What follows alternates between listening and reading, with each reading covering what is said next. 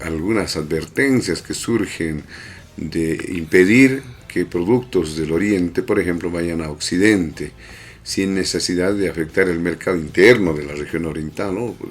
Los propios cruceños, existen algunas reacciones, aunque hace instantes el gerente de MAPA, don Franklin Flores, decía que va a haber abastecimiento de los principales productos de la canasta familiar y que no tendría que generarse preocupación en este aspecto. Vamos a conversar sobre este y otros aspectos económicos con el analista, con el investigador Joshua Bellot. Inicialmente para consultarle, ¿hay un peligro real o desde el punto de vista del manejo económico, esa dinámica económica que está en el mercado, es posible darse esa figura de que no se realicen envíos, por ejemplo, de Oriente a Occidente o a otros departamentos desde Santa Cruz con los productos que son comercializados de manera masiva? ¿Qué dice usted y qué efecto podría tener esto en la economía si es que se consolida? Muy buenas tardes, buenas noches ya, don Joshua Bellot. José Luis, muchas gracias por la cobertura y bueno, el tema que tocas, mira, es sumamente importante. Creo que hay que decirle a la población que las soluciones políticas no son buenas para la economía. Eso debe quedar claro para todos y el ofrecimiento del gobierno para evitar algún tipo de desabastecimiento en el occidente, pues es simplemente un ofrecimiento político. Creo que el objetivo principal de este ofrecimiento, lamentablemente, es terminar de destruir el tejido empresarial del país, el escaso tejido empresarial del país. No beneficia a nadie poder incentivar mayores importaciones, seguramente de Perú, de Argentina, de Chile, para que los mercados no se desabastezcan. Entonces, cuando mezclamos la política con la economía, pues los resultados nunca son buenos, ¿no? Si bien Santa Cruz puede ser considerado en este momento el motor de la economía del país y además la región que abastece a las otras regiones de insumos, de bienes intermedios para las pocas empresas que existen, pues es claro que no podemos con una política de este tipo pues destruir la empresa en Santa Cruz. Entonces, mira, creo que es un error garrafal que se está cometiendo. Lamentablemente todo esto se ha ocasionado primero por un problema político respecto al fraude electoral del 2019, a tratar de borrar todo lo que ocurrió, de cambiar la historia y lamentablemente también debido a esa persecución política que busca a algunos líderes en el país para seguramente el mismo objetivo, borrar la historia. Y lamentablemente, repito, estos objetivos políticos hacen muy mal a la economía. Creo que es importante también destacar, José Luis, que este conflicto debe permitir reflexionar a todos los bolivianos, en el sentido de que no es posible que solo una región se haya beneficiado en cuanto a la generación de riqueza. Estoy hablando de Santa Cruz. No voy a reprochar lo que han hecho, el esfuerzo que han hecho, pero no es posible que los gobiernos, no solamente el anterior o este y el anterior, sino todos los gobiernos, perdón, hayan descuidado la generación de riqueza y lamentablemente hayan controlado en demasía a las instituciones y a los ciudadanos para limitarles el proceso productivo, la generación de valor. Eso es lo que ha ocurrido en el país y por eso en el occidente pues tenemos una cruda realidad. Si no hay realmente autoabastecimiento, si no producimos nuestros propios alimentos, pues vamos a depender no solo del extranjero, sino también de regiones como Santa Cruz. Claramente todas las regiones tienen potencialidades, José Luis, solo que nunca ha habido el apoyo respectivo. Tarija, Sucre seguramente pueden tener ganado, en Oruro tenemos la región de Chayapata, que es ganadera, que es lechera, y así en cada uno de los departamentos pues tendrá que pensarse realmente en políticas que aseguren, la tautología, la seguridad alimentaria, el autoabastecimiento de los productos, aunque muchos digan que el mercado lo puede hacer solo, pero en realidad cuando realmente se apunta solo a algunas regiones, se favorece solo a algunas logias, pues el mercado no puede cumplir su función y lamentablemente ahora estamos en estos problemas. Entonces, creo, repito, por último, que la política las manifestaciones de autoridades del gobierno son totalmente equivocadas. Sí les favorece políticamente, pero creo que va en contra de todos los ciudadanos bolivianos. Ahora, una medida como el paro, estos conflictos o esos anuncios que se han desarrollado, ¿en qué medida pueden perjudicar a la economía boliviana, a la economía que se maneja incluso desde el Estado central? ¿Cuál puede ser el efecto? Porque recordemos no solamente este tema de la producción, del intercambio de mercaderías, las arcas del Estado se nutren también a partir de otras cosas, pero con esto podría quedar afectado, por ejemplo, ese manejo económico.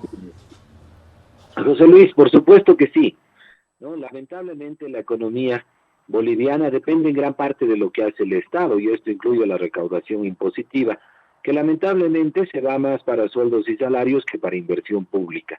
Pero de todas maneras, el gasto que promueve el gobierno, pues incrementa la demanda en el país y eso tiene algún efecto sobre el crecimiento económico. Pero lamentablemente es un crecimiento económico que no es sostenible en el tiempo, solo nos sirve a corto plazo y se mantiene un sistema de este tipo solo cuando tenemos ingresos como los hemos tenido en la época de auge, ¿no? Cuando los precios de las materias primas estaban altos y, digamos, teníamos ingentes ingresos por la renta petrolera especialmente.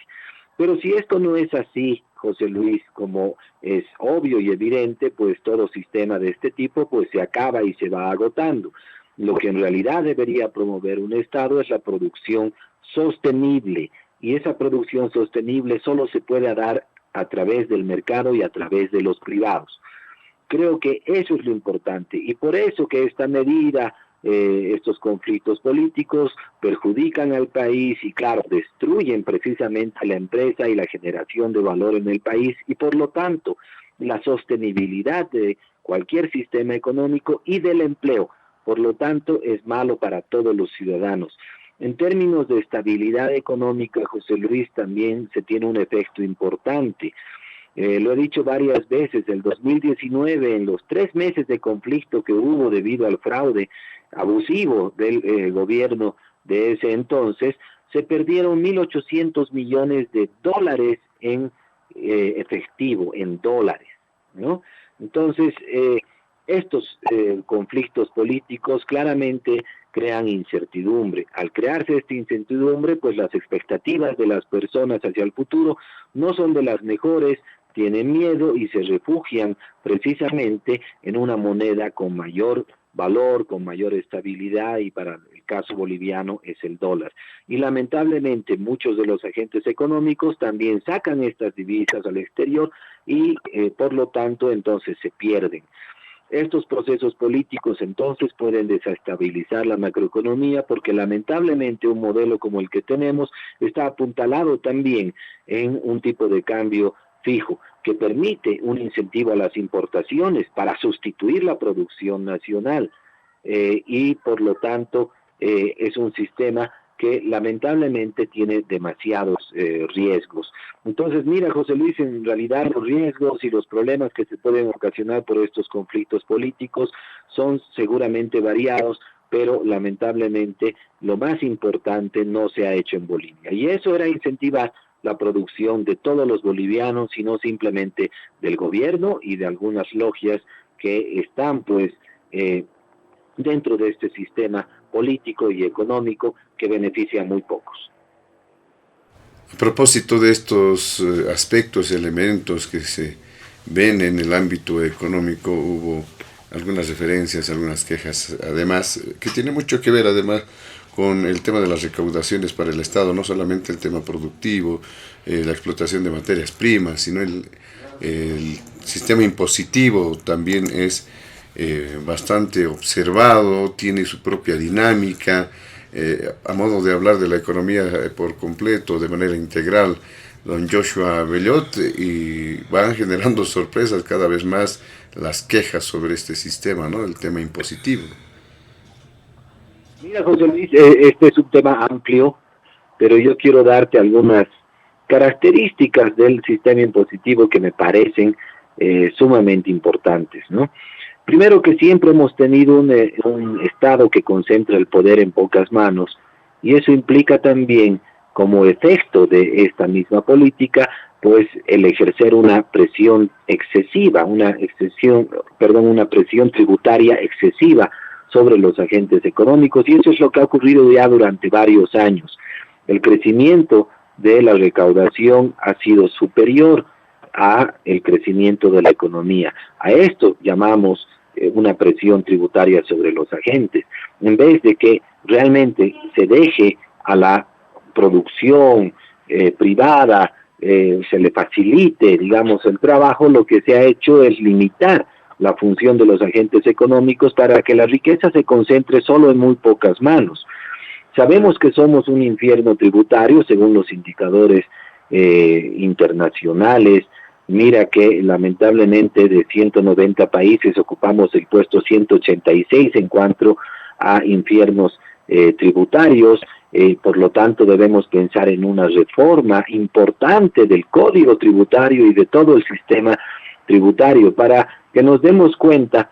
Mira, en realidad cuando hablamos del pago de tributos a nivel internacional, por ejemplo, en el país se pagan en 42 oportunidades, en el transcurso de un año se pagan impuestos, en 42 oportunidades.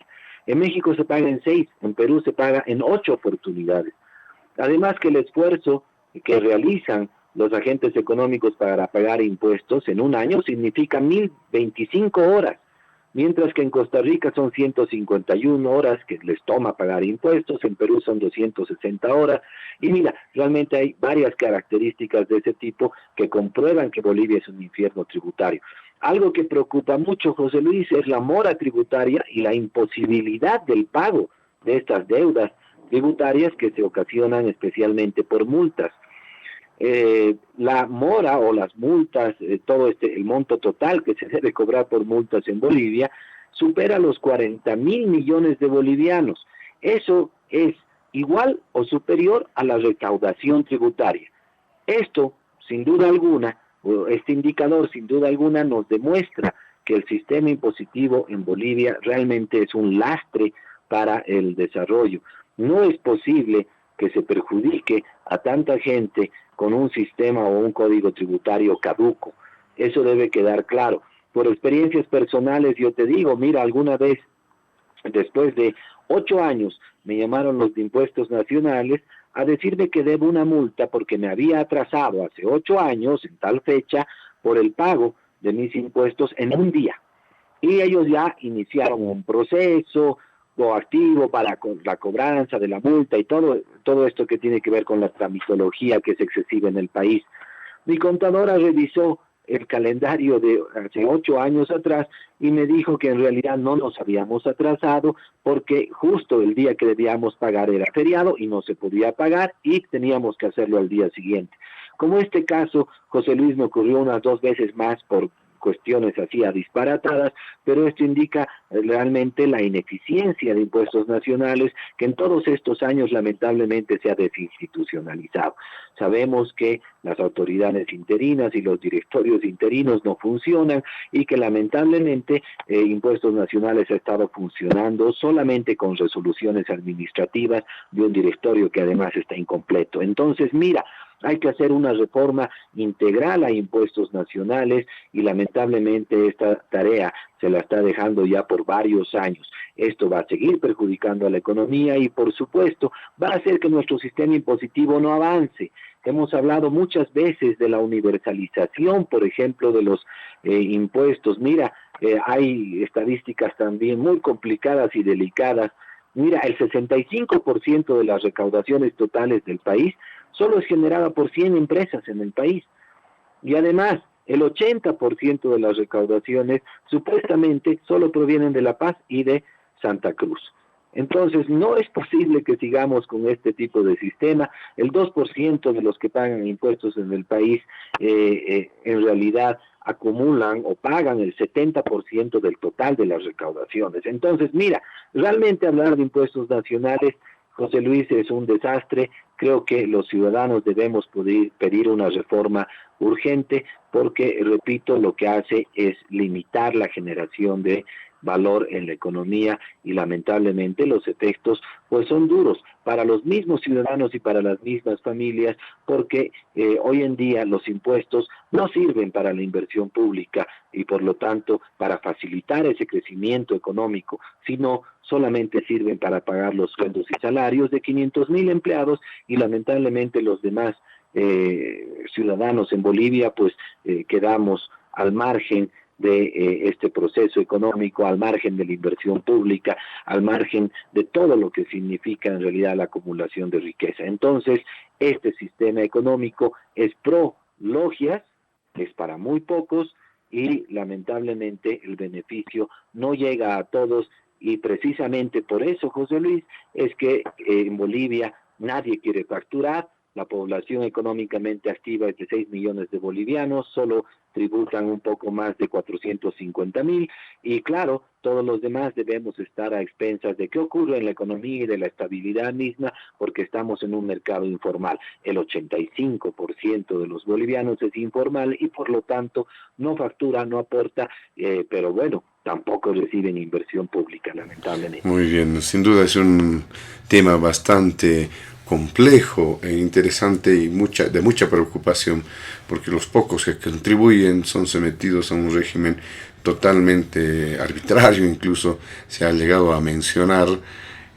con algunas prácticas que son ya nocivas, incluso que ingresan a las cuentas bancarias, es decir, una serie de situaciones y que vamos a estar abordando en otro momento. Le agradecemos a don Joshua Abellot por este contacto con Panamericana. Buenas noches.